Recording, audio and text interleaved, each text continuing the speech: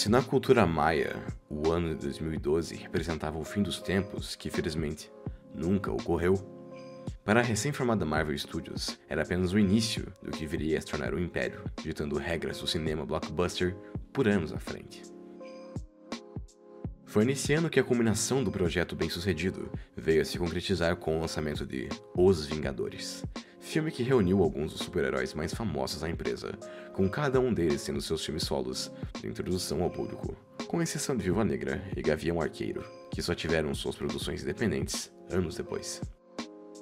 Com o tamanho sucesso com público e crítica, ficou claro que não só heróis como Homem de Ferro, Capitão América e Hulk apareceriam em mais títulos, como também havia espaço para introduzir novos rostos ao recém-formado MCU, fossem esses já reconhecidos do público como o Homem-Aranha, Doutor Estranho e Pantera Negra, ou personagens do lado B da editora, como o Homem-Formiga, a Vespa e, mais recentemente, Shang-Chi e os Eternos.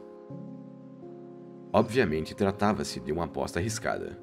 pois em muitos desses casos eram super-heróis barra anti-heróis de histórias em quadrinhos de nicho, que poderiam não ter apelo suficiente para levar o público aos cinemas. Porém, com o conhecimento no ramo cinematográfico e nos quadrinhos, o frontman da Marvel, Kevin Feige, não se deixou amedrontar e estruturou um modelo conectado de produções que integram uma história maior, dando assim oportunidade para novos arcos e integrantes fazerem parte desse universo cinematográfico de maneira orgânica. E como pontapé inicial para essa empreitada, a Marvel convocou o até então desconhecido diretor e roteirista, James Gunn, para introduzir ao público um dos grupos menos ortodoxos do panteão da Marvel, os Guardiões da Galáxia. Criado no final dos anos 60 por Stan Lee, Arnold Drake e Roy Thomas, a formação original se passava em outra realidade do universo Marvel, com personagens excêntricos agindo como combatentes contra ameaças espaciais. Apesar das diversas formações de integrantes distintos, foi somente em 2008 que surgiu o grupo mais famoso e canônico com o universo original da Marvel, a Terra 616.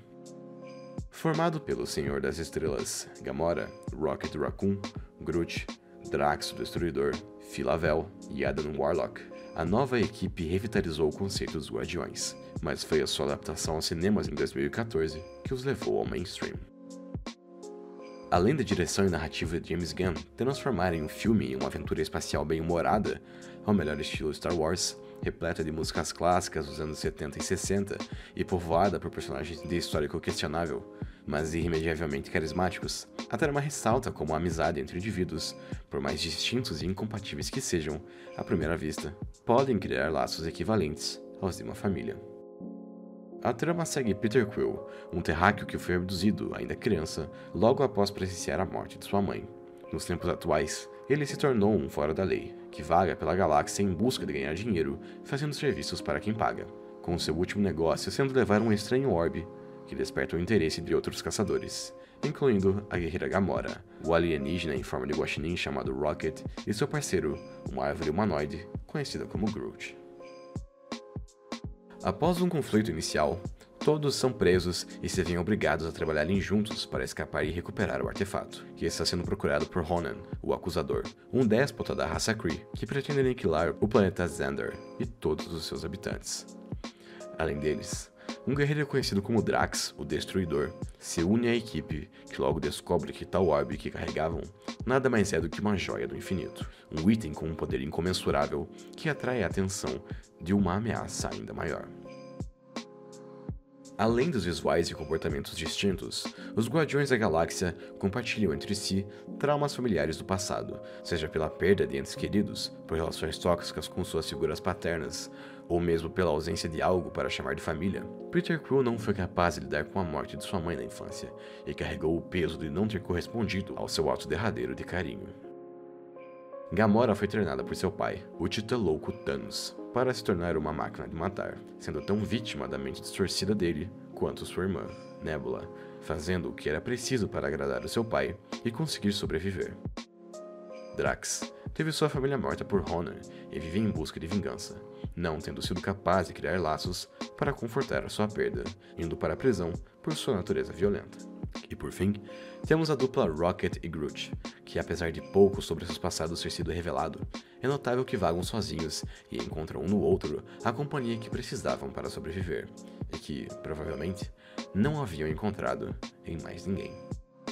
Graças a isso, vemos em Peter Quill um homem cínico e por vezes arrogante, Gamora como uma mulher violenta e de personalidade forte, Drax como um criminoso que não hesitaria em assassinar quem se colocar em seu caminho, e Rocket como um ser de personalidade difícil e que propositalmente trata os outros com descaso e provocações. O único que parece ter uma personalidade mais acolhedora e ingênua é Groot,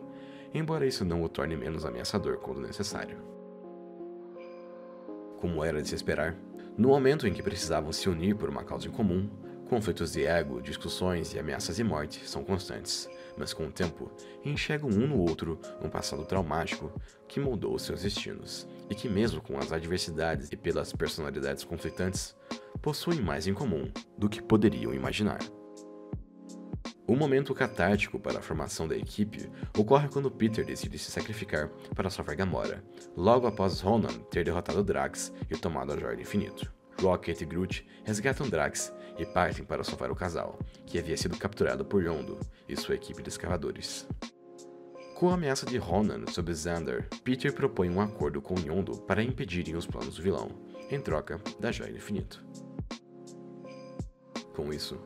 o quinteto se une aos soldados de Xander para deter Ronan e, assim, salvar não só o planeta da aniquilação, mas toda a galáxia. No clímax da história, é chegada a vez de Groot se sacrificar em prol de seus novos amigos, usando seu corpo para proteger todos da queda da nave de Ronan.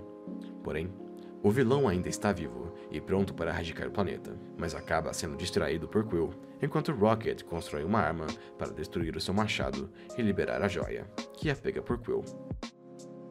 Com seu corpo humano, o protagonista por pouco não é obliterado pelo poder da joia, escapando por pouco graças à ajuda de seus amigos, que dão as mãos para repartir o poder destrutivo da joia e a usam para derrotar a ameaça, se auto-intitulando como os Guardiões da Galáxia. Ao final, vemos que o grupo, que antes era incapaz de trabalhar juntos sem qualquer tipo de provocação ou ofensa, agora dividem uma nave e partem para a galáxia, com suas fichas limpas e livres para agir de acordo com a lei, ou fora dela quando necessário ou vantajoso. Embora a relação do quinteto fosse ser ainda mais desenvolvida na sequência, no primeiro Guardiões da Galáxia, vemos como indivíduos distintos, conflitantes e de personalidade por vezes hostil, mas que partiram tragédias e traumas do passado, foram capazes de formar uma verdadeira família, ainda que disfuncional, através da amizade. Nenhum deles, assim como nós, foi capaz de escolher as suas famílias, mas encontraram uns nos outros alguém com quem contar, com quem realmente se importam, que estaria disposto a superar as dificuldades e se sacrificar em prol do outro.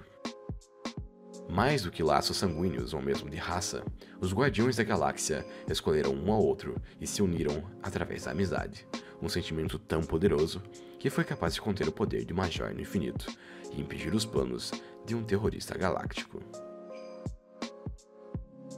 Um dos maiores privilégios de ser um pensante é encontrar amigos verdadeiros. Indivíduos com quem é possível estabelecer laços de confiança, compreensão, compartilhar experiências, sejam elas boas ou ruins, e no fim, ter a certeza de que, por maiores que sejam as diferenças, sempre terá alguém com quem contar. E esse não é o verdadeiro significado de ter uma família?